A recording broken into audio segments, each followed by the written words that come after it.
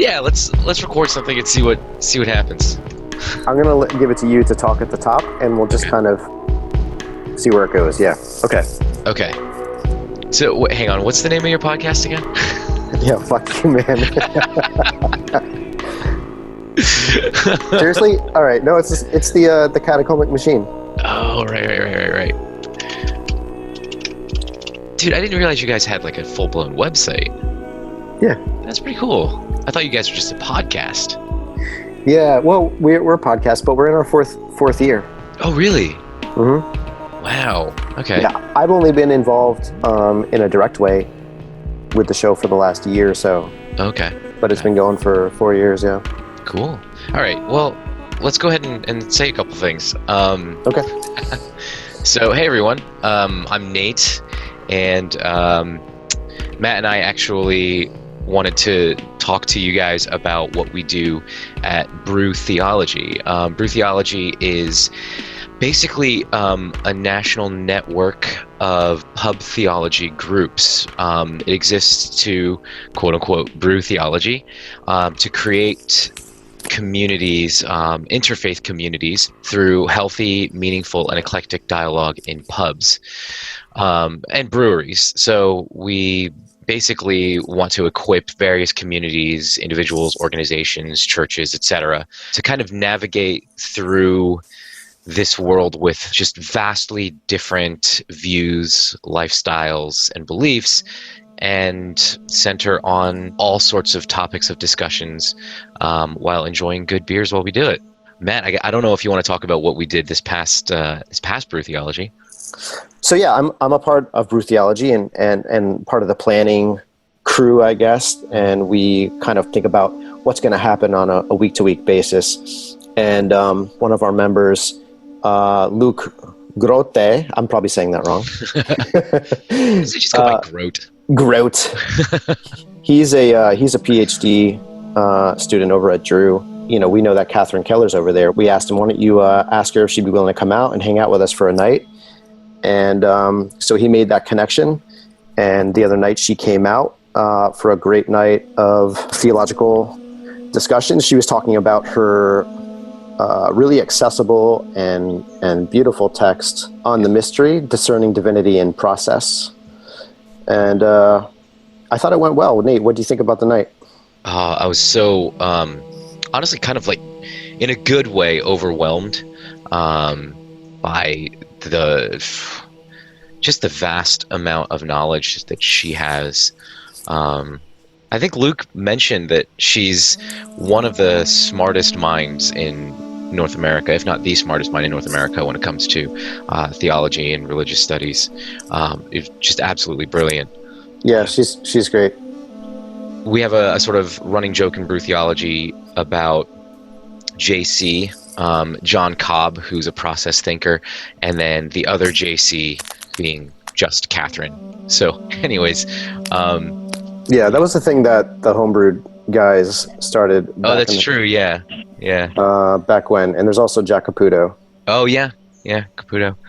But maybe we should say something about like why we're doing this intro together.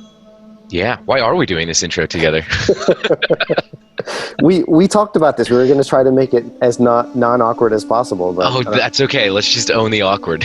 Yeah, I don't know if it's possible. So, I don't know, just picking up on the whole metaphor of Brew Theology, I'm a member of Brew Theology New Jersey chapter, but I'm also a co-host of the Catacombic Machine podcast. And so what we thought would be interesting is to kind of to pick up on, like, how like different breweries, they'll work together and release different beers that they collaborate on. We thought, well, why don't we just do that with podcasts, since we're both a part of this thing, and release it that way. Yeah. And collabs are not always, but often tastier than the there you go. their individual breweries themselves. Yeah, and I mean, and it means we get to share Catherine's voice with a broader audience, which is great. Yeah. And we get to do some kind of cross-pollination or cross-promotion, however you want to put that. Yeah. Yeah. So why don't you tell us about the Catacombic Machine a little bit? So the Catacombic Machine is a theology and philosophy podcast started back in 2014 by Joseph Gustafsson. Like, I'm part Swedish, but I have no idea if I'm saying it right. Like, anytime I come across an umlaut, I get terrified. But back when it first started, it was called Freestyle Christianity. And I don't know what precipitated the name change. To be honest, I think it has something to do with the idea that the space we're working out of is kind of increasingly post-Christian. Like, even though at some level, I think that sort of deconstructs. So anyway, the Catacombic Machine for me is like this experimental space where we get to talk to people that we find interesting.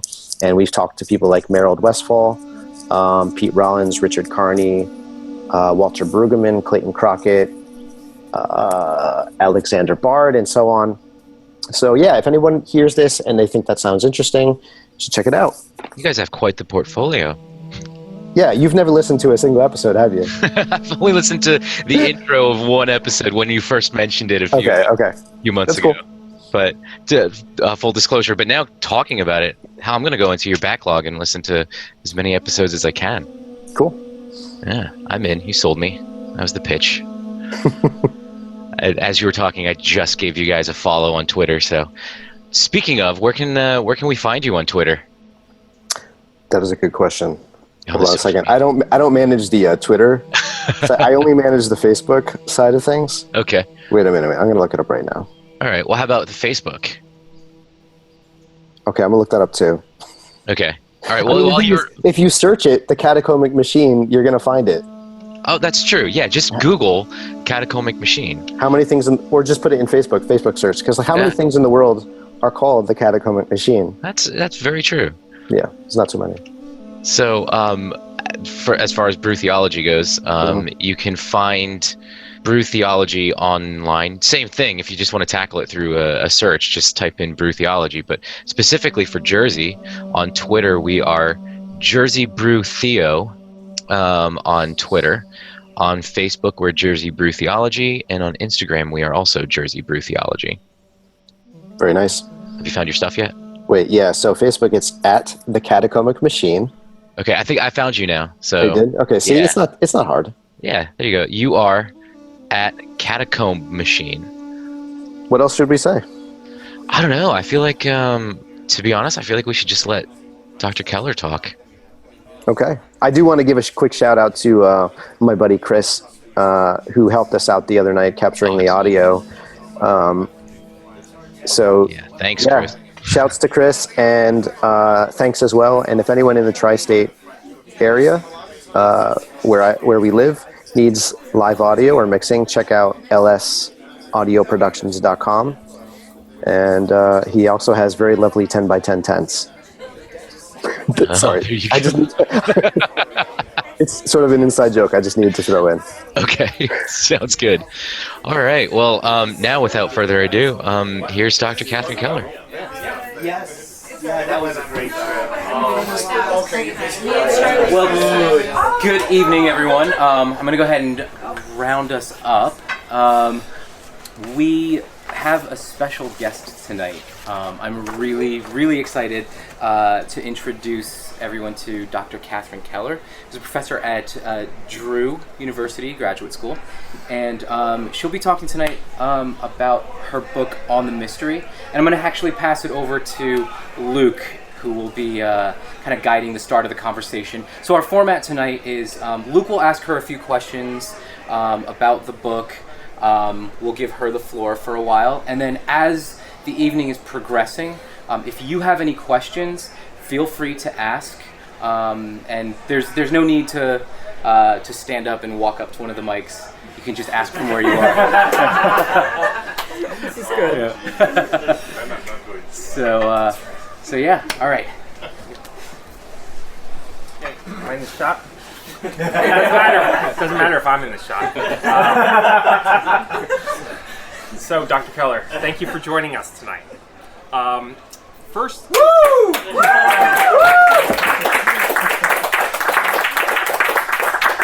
Okay, now I'm really glad to be here. So we're talking tonight about your book On the Mystery. This book is it's a little different from your other work. It's kind of it's more accessible to maybe a general audience. And can you talk about what prompted you to write this book? Yes, and I'm really excited to talk about it and whatever you all want to talk about in the context of this kind of adventurous, freewheeling, theological conversation. I'm already feeling, pumped, like there's hope for the future in a discipline which in some districts of the universe is seeming a little moribund, but not here, and not at Drew. So I had written some fairly dense books, not because that's just how I think, but because I think that when I came into my own theologically in the 80s, I was very focused on doing feminist theology. There wasn't so very much of that yet. There weren't so many women's voices even in theology proper. And so that was an exciting challenge to me. And I became aware that the work that was out there was largely very accessible because in feminist theology, like the works of Rosemary Ruther, Mary Daly, Letty Russell, really written not in a condescending way and not in a simplistic way, but written to be able to engage a fairly wide readership. And I thought that was great. But what I was encountering when I was teaching these texts with graduate students was like the feminist, we know all that already. So I think that I just felt, okay, there's a need to go deeper. And I felt that I could do that because of having some philosophical background from early on. And that was satisfying. So I wrote books that wandered in different patterns. I won't try to summarize all of that, but I think the key theme is that there's a radically relational point of view in play. That doesn't mean that relationships are seen as nice or good necessarily. They can be evil, and that's why they really hurt, because the bad relations get inside of us too, even the toxicity pumping out from DC. I mean, that's all part of the relational web. So that first book was from a broken web. But then I wanted to work more in explicitly theological symbol zones. And first book was Apocalypse Now and Then, the first book after the first book. And Apocalypse Now and Then was stimulated somewhat by the fear I felt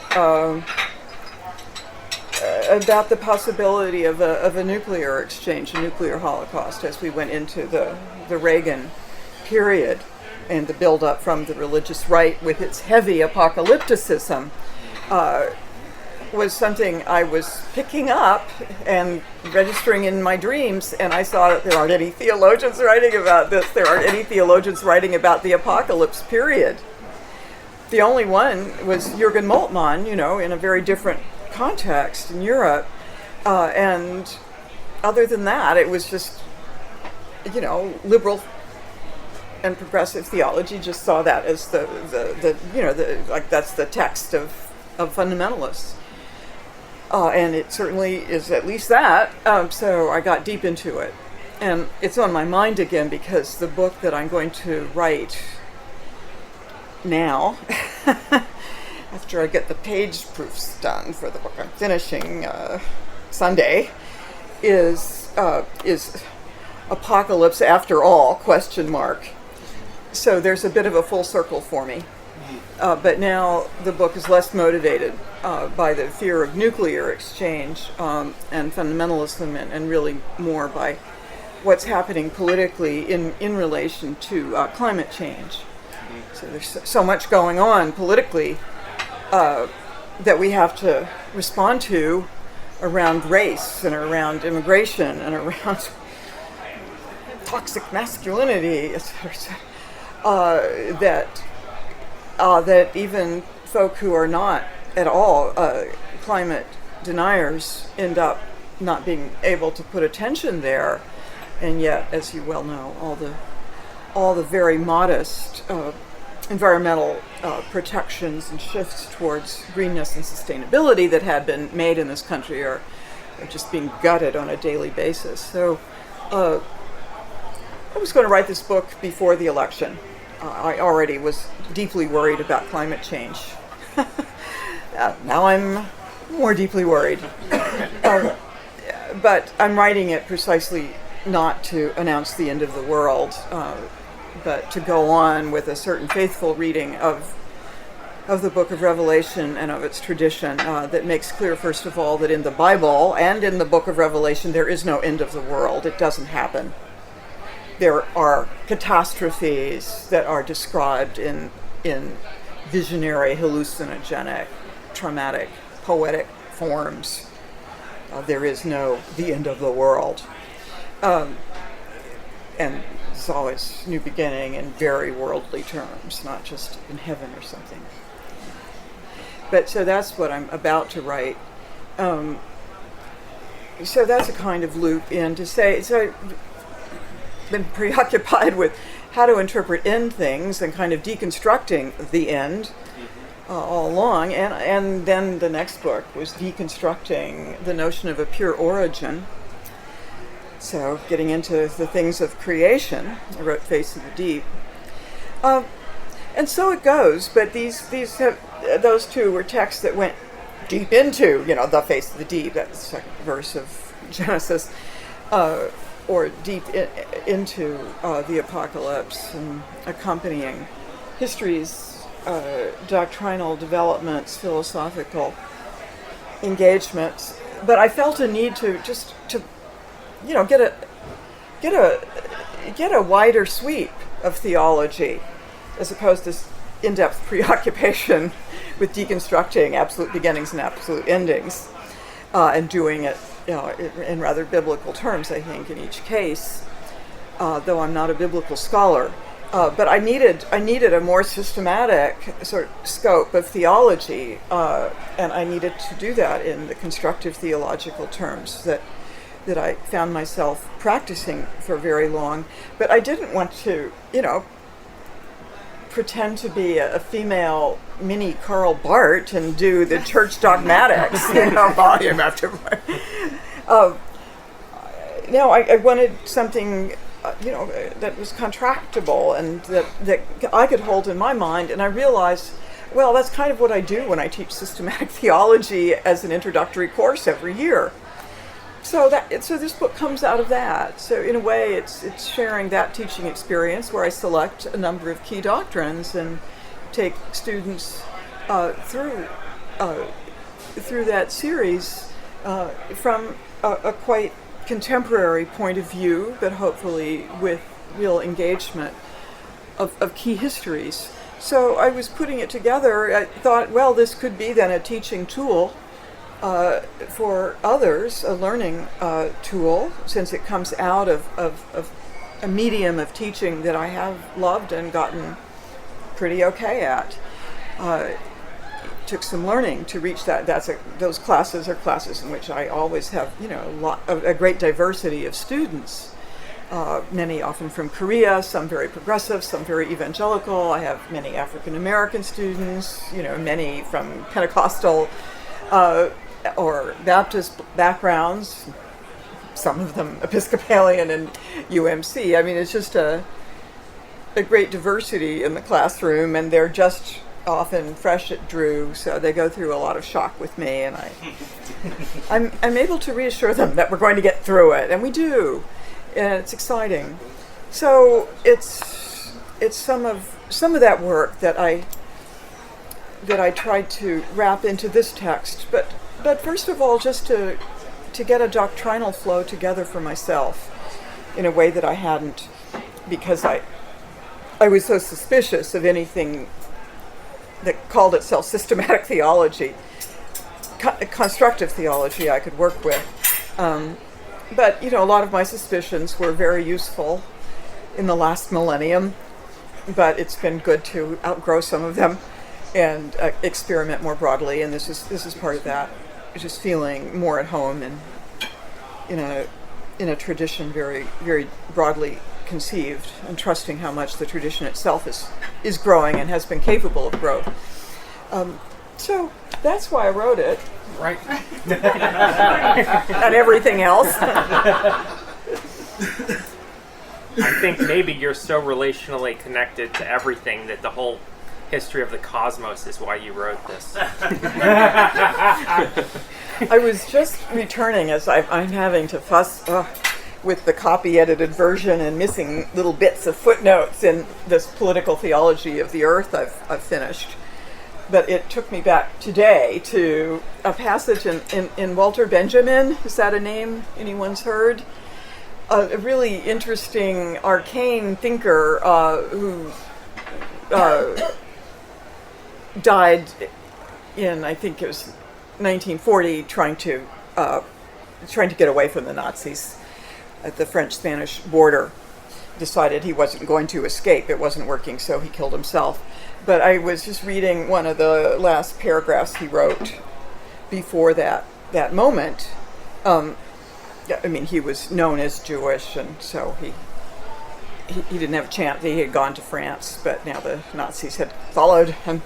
But he was just writing in this passage that I was checking up on because I saw that I'd misquoted somehow.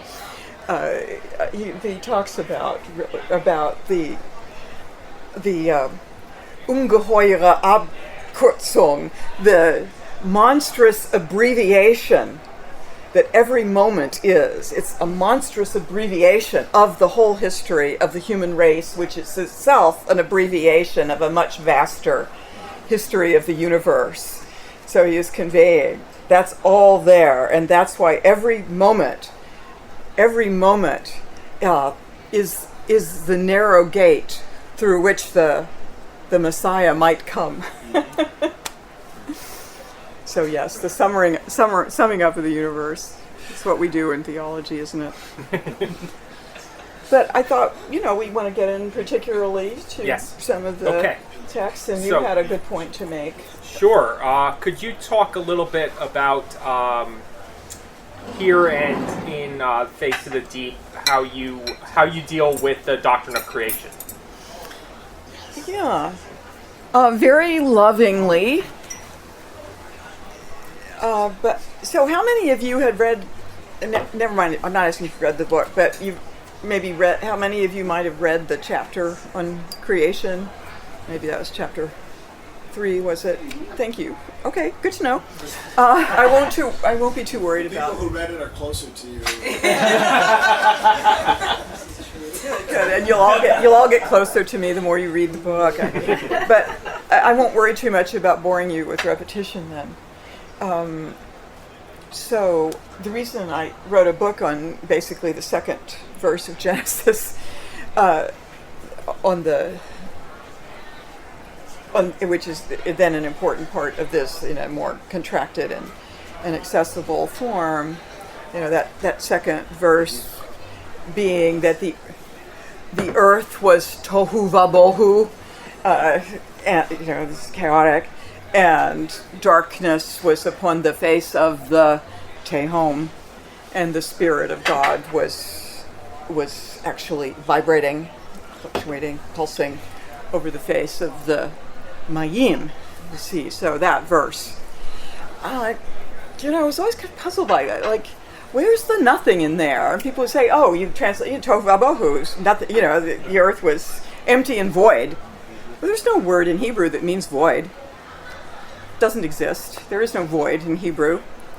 And tohu vabohu. Actually, bohu almost means nothing at all. It's like there for the poetry because it rhymes with tohu. It's a phrase that comes up occasionally. Tohu does mean waste, like a desert, sort of uninhabitable and a little chaotic is the indication. It's a sense of wilderness. It's the tohu is referred to as a wilderness condition. There's no nothing. So I got really interested in this and realized there's no creation from nothing in the Bible anywhere. And biblical scholars have known this for about 100 years, but it makes them very uncomfortable.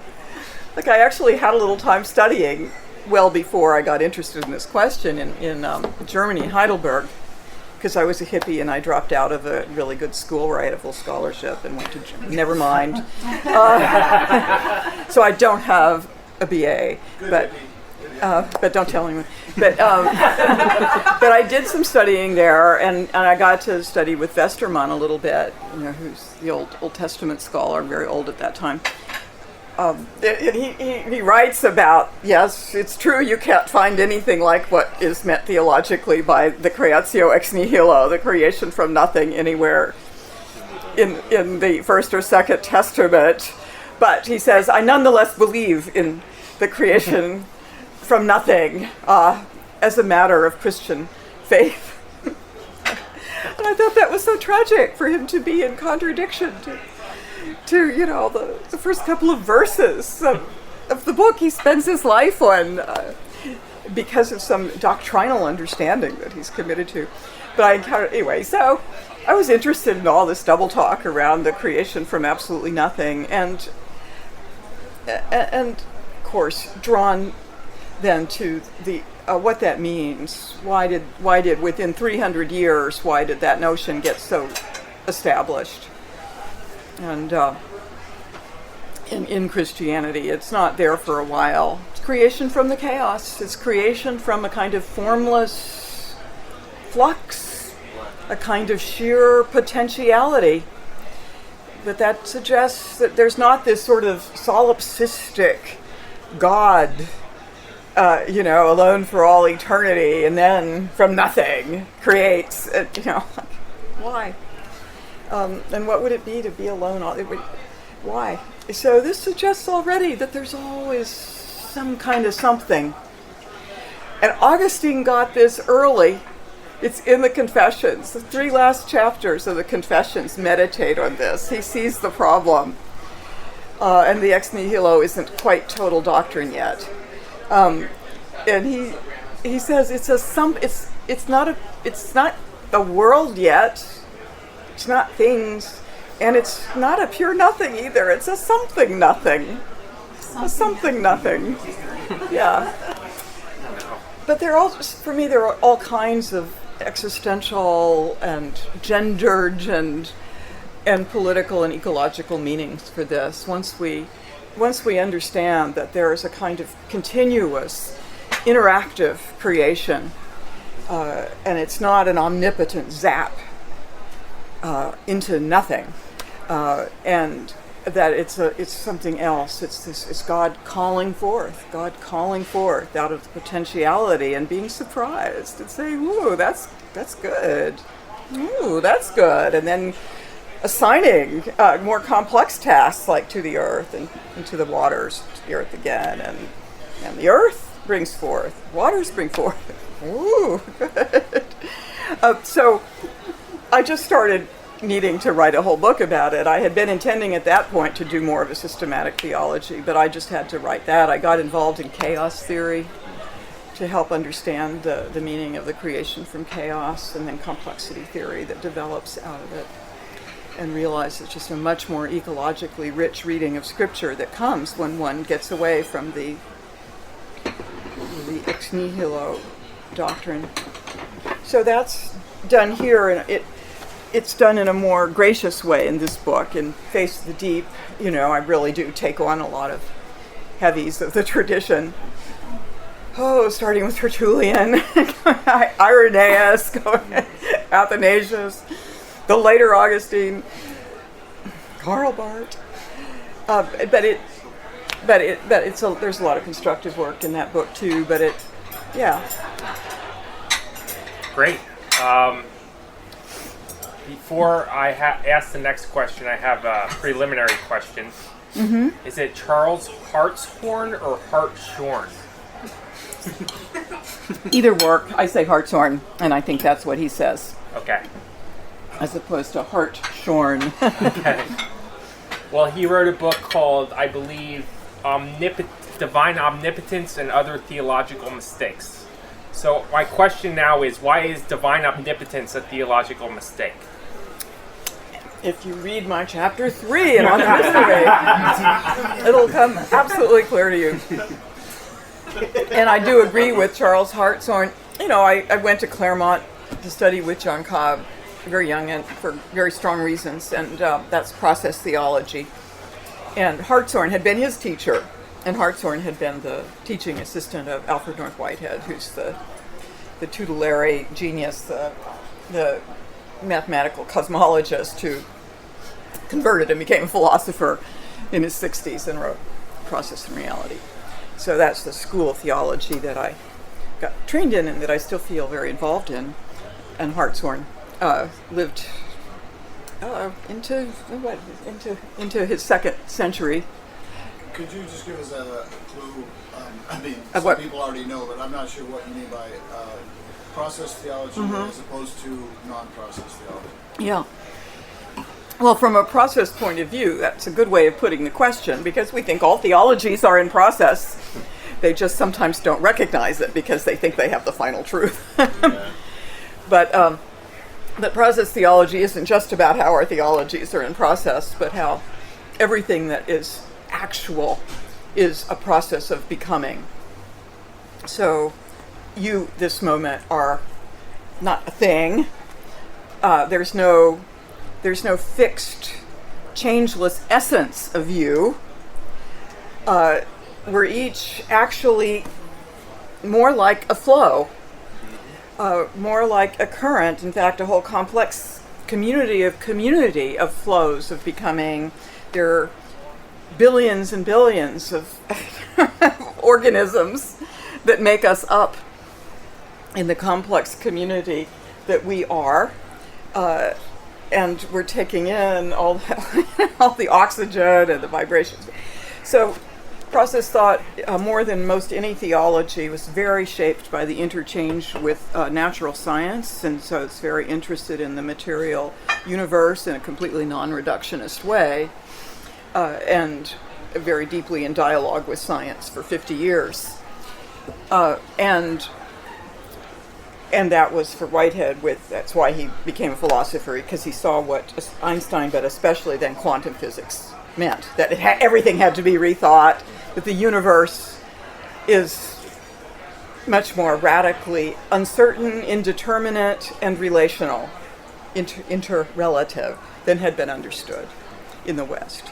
So process theology just really focuses on that becomingness of everything that we would call a creature or an individual. So each of us, but each cell of our bodies and each molecule and each atom is a becoming creature, each electron. And now we have learned from quantum physics, in fact, each electron responds. It doesn't have free will, but it's unpredictable in its actual response to our measuring it. Crazy stuff. That's why Einstein, tried to make it go away.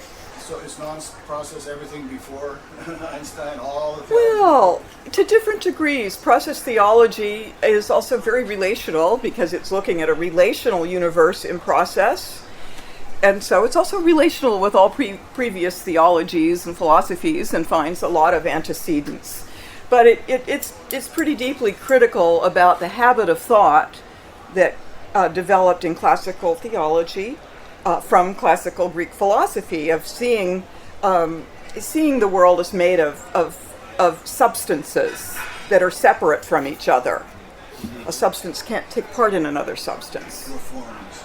Mm-hmm. Pure forms. Pure forms that are the forms are like cookie cutters for the material things of the world, and they cut out all these separate beings. So we relate just from the outside in this philosophy that then became the common sense that Christianity took in.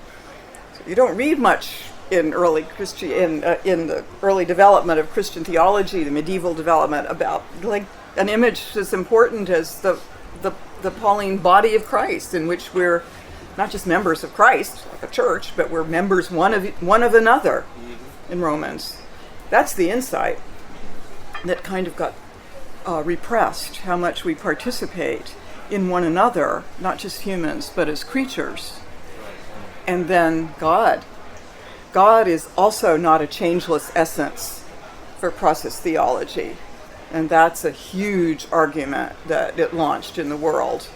That God also is a profoundly relational being. That's why God could be nicknamed love. And that relationality means that God actually is affected. Compassion, moved by. God is affected. And therefore, yes, that means God is a little changed. That's what it means to be affected. That's why in classical theology, like with Anselm 1,000 years ago, it's made very clear that, they knew there was a problem here. They knew in Scripture it looked like God was very responsive, even emotional, and being affected. And so there's this dialogue that Anselm stages, so since we know that God is eternal and unchanging, how can he also be compassionate? The answer, after much dialogue, is that God appears to us to be compassionate, because that's good for us, but is not in himself. Right? And in that himself, was he is Anselm, changeless. right? That was Yes. Anselm? Yeah. So that got really crystal clear 1,000 years ago. And that's common sense for Christians, folks. God is unchanging and eternal. We don't affect God. There's this fear that would make God completely arbitrary or something. So process theology has a highly developed vision, and My Own the Mystery is part of it and develops it in its own way, of a God who is luring us, luring all creation, all creatures at every level to become, but there's an element of self-determination at every level, freedom at every level, that God doesn't close out or control. That's not how things are set up. That God calls it all forth, but God feels with, has compassion for all that becomes. But in process theology, it means everything becomes, and it becomes as it becomes a part of God. Everything is in God. That's why process theology sometimes is called panentheism, as opposed to classical theism with its separate God, and as opposed to pantheism where God and the world are one. With panentheism, it's like the Pauline, all in all. Do you see the Trinitarian concept of God, as strictly supportive in the process ideas, or from a relational standpoint? Not strictly, but rather beautifully, depending on how you go with your Trinitarian theology. And this is where, actually, I'm proud to say that I helped Jürgen Moltmann figure out something about the relationality of the Trinity, because he got exposed because of his wife to my relational ontology early on. It was early on for me, not so early for him. And we talked about that later. I only got a footnote, but there's something about thinking through. For him, he was wanting to think of the interdependence of the persons, but there's not a lot of available Western philosophy. So he wasn't about to become a process philosopher or theologian, for crying out loud, but he got a clue there of thinking of, and that was where my feminism just cohered so deeply and early with my process theology, that sense of a robust sense of relationality that isn't just, men are strong and separate individuals and women are just so relational, but something much more, much more vigorous. But yes, it's like that's as far as Christian theology got for a long time, was to think through the internal relations of the immanent Trinity. And they really are internally related to one another, not separate, but distinct.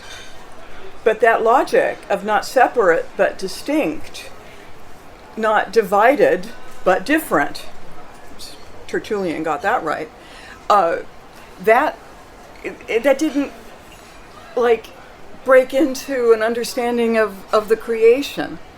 It was trapped in God. But it's true of all of us that we are different, but not ontologically divided. We are distinct, wildly so, but we aren't ontologically separate, no matter how different you are from me. If I am at all in relation to you, consciously or unconsciously, you're a little bit a part of me. Under my skin. For good or for ill or for neutral. The world is in each of us, each moment. All of it in a certain, strangely integral way. But what's up close is what we feel much more definingly.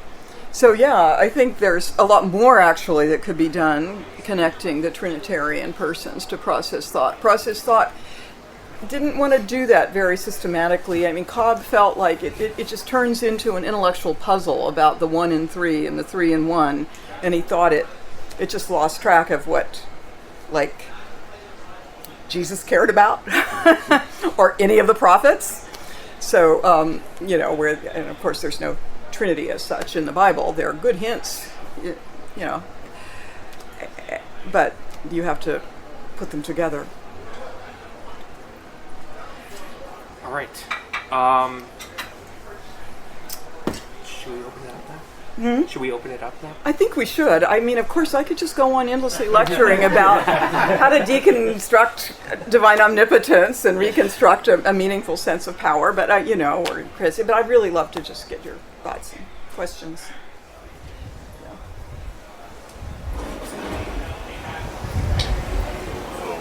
So I'm not a theologian, but where does ex nihilo, creation ex nihilo, where does it come from? Who came up with it and why? Irenaeus seems to be the one who, that's in the 3rd century, late 3rd, early 4th, who seems to really clinch the deal. And it's very interesting to read the text in which he does it. It's his major tome. It's Adversus Heresius, the against the heresies. And fighting heresies wasn't a brutal thing at that point. Irenaeus was not part of an empire, right? Christians were still the persecuted, not the persecutors. So, but there were strong debates, and what he was pushing back against in Gnosticism was a sense that of a kind of he named it as a female body goddess, who's like God is like this female body that is intimately mixed into matter, and nothing ever really begins or ends. So that image is in there, so that hooked my attention. But the more rigorous logic of it was, of course, that if God is the all-powerful creator, then God creates everything from nothing, because how could anything come to be if it weren't first created? So there's good logic there, and it was an argument against actually other classical forms that had an understanding of a kind of eternity of the world. And it is biblical to have a radical beginning of our world and some possible ending, though, as I say, it's not the end of the world, but in the Bible. But there is a dramatic beginning in the creation, and there are various dramatic endings and closures, eschatologically speaking. So what I needed to do was try to interpret those biblical priorities in a way that was more faithful to the Bible, which doesn't have the claim of an absolute beginning. It's the Spirit of God is like hovering there. That's God. The Spirit of God is God in an immanence, feeling the sea, feeling the flow, sensing the potentiality, isn't it? And the darkness upon the face of the deep is like some just absolute cosmic depth of potentiality. And the earth, tohu vabohu, isn't the earth, but some kind, maybe it's the energy that will turn into matter, such as what we have on the earth. But you go from there to the days of the creation where God calls. So it's coming forth not from nothing, but from that potentiality. And then it's interesting to get into a theory of the multiverse these days, right? Where there are a lot of different theories of multiverse, but where we can't even pretend to be scientifically astute, I think, now, and say, this is the only possible universe. So it's not just that the world was much bigger than folk thought back then. It's that there might be multiple big bangs and crunches and new big bangs, right? Well, so, simplistic question. Good. Whence cometh the multiple possibilities, potentialities, this thing that God is feeling or whatever, and is there a distinction between God and the potentialities as he draws them out of them? I mean, you've got the same old problem. Maybe.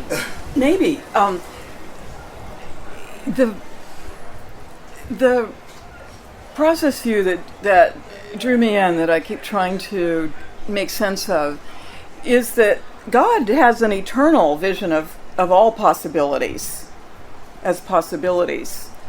And, this coming a little bit through Whitehead, who was one of the great mathematicians of the early 20th century, and numbers are a very strong example of that. They aren't things, but they are possibilities to get, one bottle, one book. The number one is a possibility that gets embodied in all kinds of ways.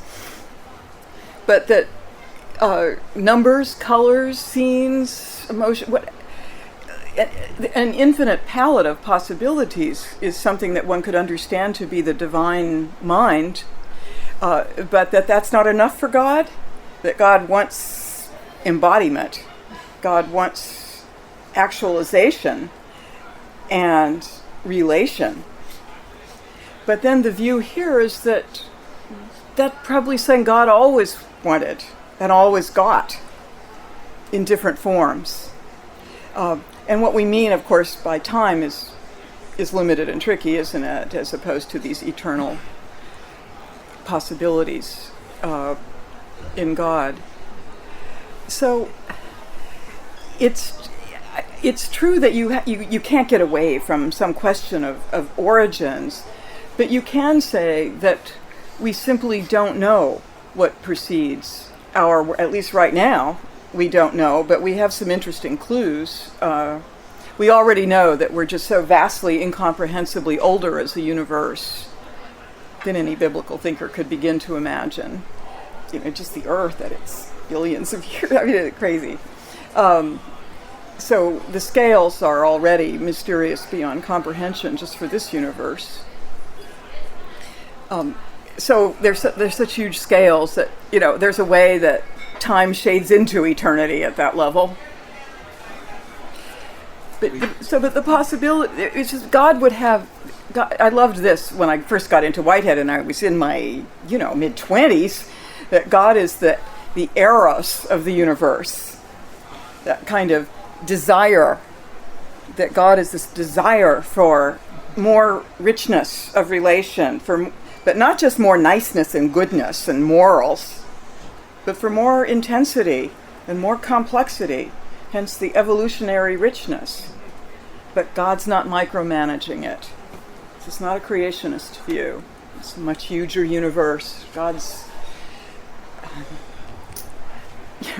casting bread on the waters. God's offering a possibility to everything at every moment. Yes. Right on. I feel like the way it's so empowering, and I guess the question I've been sipping on, it goes into what you were in creating this conversation. You touched upon politics of our time, right? Mm-hmm. What's going on in DC, and right. I feel like the fact that you even speak to the mystery of the divine, of God, I think that's so, I'm with it. Mm-hmm. I'm right on. And it's like, in the times that we live in, where absolutism drives the market, right? This idea of how we've commercialized God, of creationism is this, and we've just streamlined it into the way that we conceptualize our educational experiences. It infiltrates every facet of our lives. How do we, you, from your experience, how do we get people to buy in to the mystery so that, hey, this is actually quite canonifiable? Like, there's so much innovation to be birthed from experiencing God in a way that's mysterious. Like, how do we like get everybody on board? Can I compound that a little, right? Because it is that divine eros with the agape that seems to me could be that bridge to gap. Written in 2008. Kind of, it's speaking to today, just kind of a little bit crazy for me, like prophetic. In a prophetic, you prophesied this kind of way, like at a time when we're looking at North and South Korea in talks like we've never seen before, in our country that's going to need to be in talks no matter where we go from here. How do those interplay? How do we get those to be in a like the eros and the agape to come together to bridge those huge gaps that are streamlining down our way? We need to bridge that. Well, thank you for these beautiful thoughts. Just thinking forward. You actually read the book, didn't you? Sorry, I sang the book. It looks like you read the Eros chapter, the Agape chapter. What I do is connect Eros to the sense of the divine lure in process theology, the lure of possibility I call the Eros, and then the Agape is the compassion that takes in whatever happens. And what I didn't say, which is pushing harder against a certain orthodoxy, is that by taking that in, God is also in becoming. Through all of the experiences of the universe that God takes in all together and somehow integrates in God's self, God is having an amazing, full, universal, bodily experience. Ecstatic. And yet, with all the tragedy in there too, perhaps in the way we say we can enjoy a good performance of Shakespeare's Hamlet. However, that's a whole thing. How do we imagine the tragedy in God as something deeply compassionate and somehow then tilting so that there's a better possibility that comes forward? So I think that people have some reverb with wanting a God who's really compassion and really in relation. I don't think that's a hard sell for folk in the Abrahamic tradition. It's a harder sell if we say that God is therefore becoming in the process. So one waits a little bit to get to that. But any of these claims that I'm making and that I work with process theology making, I also always want to say remain uncertain. Yeah, the mystery. And this is where I tap into another tradition that's not so much process theology. It's the mystical tradition in Christianity.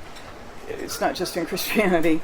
I wrote a book called The Cloud of the Impossible. I think that came out in 2015. This millennium, that really goes deep into that. Not just that. Yes, you know the word apophatic. All right, the apophatic tradition, the tradition of negative theology, the tradition that starts with Gregory of Nyssa, back around the time of Irenaeus, and gets really explicit with Dionysius the Areopagite in the 7th century, the Syrian monk, but realizing that anything we say about God, we must also unsay. We must realize that our best language is finite human language. And of course we must say that God is love, that God is just, that God is Father, Son, and Holy Ghost, that God is Spirit, that God is one. Pseudo-Dionysius takes us through all that, and he says then to go higher, closer to God, it's a hierarchy for him, but to go closer to God, we have to unsay and say, God is not Father, God is not Son, God is not good in our sense. God is not God, almost like in quote marks. It's wild stuff. And I just fell in love with that tradition that takes very many different forms through Christian history, and it's really pretty badly lost in most Protestantism, which became very rationalistic or fundamentalist or fideist. But I think people have a sense that the divine is a mystery, and they need it addressed, or else they just think it's their own failure, and God just doesn't choose to appear to them and talk to them and make himself knowable. So to tell them that no, she's really there, but all of our metaphors about her, him, it are metaphors, some of them very revealed and revealing.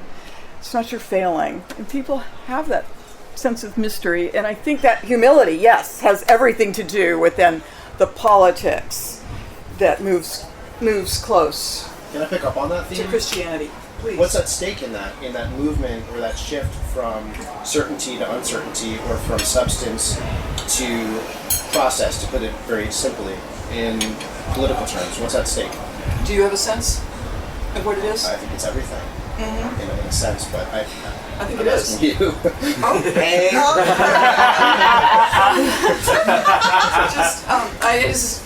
Given I'm talking about mystery and uncertainty, I'm going to have to get off of my. And maybe there are particular instantiations or like vignettes or contemporary moments that you could point to where that sort of thing, that sort of difference makes a difference. Where the difference of the mystery makes a difference. Yes. Right. So I think it's just not a coincidence that Martin Luther King was a disciple of Gandhi and his movement, as well as connected to a very interesting tradition in the United States, and connected to Gandhi through them, and that's Quakers. So the reason I mentioned that is these are deeply meditative traditions. The Quakers were almost a purely apophatic tradition. They don't even do books of theology for the most part, so they don't use the language of apophasis even, because they're rigorously into the practice of silence, so that there's a possibility of intuition coming through from the divine.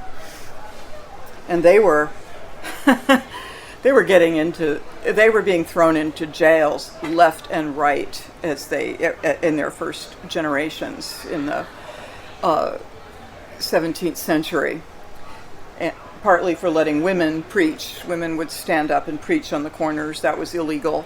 A lot of Quaker women were in jail, and a lot of Quaker men for not doffing their hats before the lords. Well, anyway, you know the Quaker tradition of nonviolent resistance. Deeply connected to a practice that I would call very much the mystery, the apophatic silence. And Hinduism has its own versions thereof, and Gandhi connected his Hindu mysticism to his gospel ethics. And it was the Quakers who began to bring African American leaders over to India, to work with Gandhi and his movement already in the early 60s. So that's just one, so one example that you have here Martin Luther King could be extremely cataphatic. That's the opposite of apophatic. Cataphatic is to assert in language. Apophatic is to unsay the language. He could totally preach in a Baptist style, but there's this deep undergirding of a mystical spirituality, of quiet and of silence that allows then, I think, a kind of political discernment that in fact was more successful than almost any radical and nonviolent movement in history, and more successful than a lot of the violent ones as well. And one would have to say that about Gandhi. It's not just, going silent like going passive. Oh no. It's a tricky kind of activism because it doesn't give your opponents a really good excuse to shoot you because you're not shooting at them. So under some circumstances, that has been effective. So that's just a cluster there. We got a question from our online community. What would you say about the relationship between sovereignty, power, and process ontologies? Is the ultimate principle one or many, or does this even matter? The book I am just doing the copy editing of, that will be published in the fall, is called Political Theology of the Earth. And the subtitle is Our Planetary Emergency and the Struggle for a New Public. And it's very much an engagement of someone called Carl Schmitt, from whom the whole discussion around political theology emerged. I don't want to get into all of that, but it's all about the problem of sovereignty. And sovereignty for Carl Schmitt is what politics is all about. And why we read Carl Schmitt is because he realized that all modern political concepts are secularized theology. That's very interesting for those of us who are theologically active in a secular world. That what has been secularized is theological. And sovereignty is this big example. The sovereignty of the omnipotent Lord becomes the sovereignty of the omnipotent law-giving ruler, and he approved of that. That a true ruler is decisive. Sovereign is he who decides in the exception, says Carl Schmitt. And that is how sovereign works. State of emergency. And the sovereign is the one who knows when he can declare a state of emergency. And the sovereign is the one who doesn't abide by the rules. Sound familiar? And that has a charismatic power of its own sort. Now, with Carl Schmitt, who was one of the most brilliant thinkers of Germany in the period between the wars, Walter Benjamin Taubes, a lot of Jews have said that. He became a Nazi. And you can see how that notion of sovereignty goes in that direction. So I think that there are helpful uses of sovereignty in terms of protecting the national rights of states of the third world, and I respect very much the food sovereignty movement. I'm not about just getting rid of the term sovereignty, but I am certainly about desanctifying it. So I don't go with the strong. I don't find helpful anymore the metaphors of divine sovereignty, which are all about rule and domination and top-down power. And I want to work gently, lovingly, and critically with those aspects of the biblical heritage that got caught up in forms of oppressive power. So we can, I think, be thinking together alternatives to sovereign power that would be much more radically and socially democratic.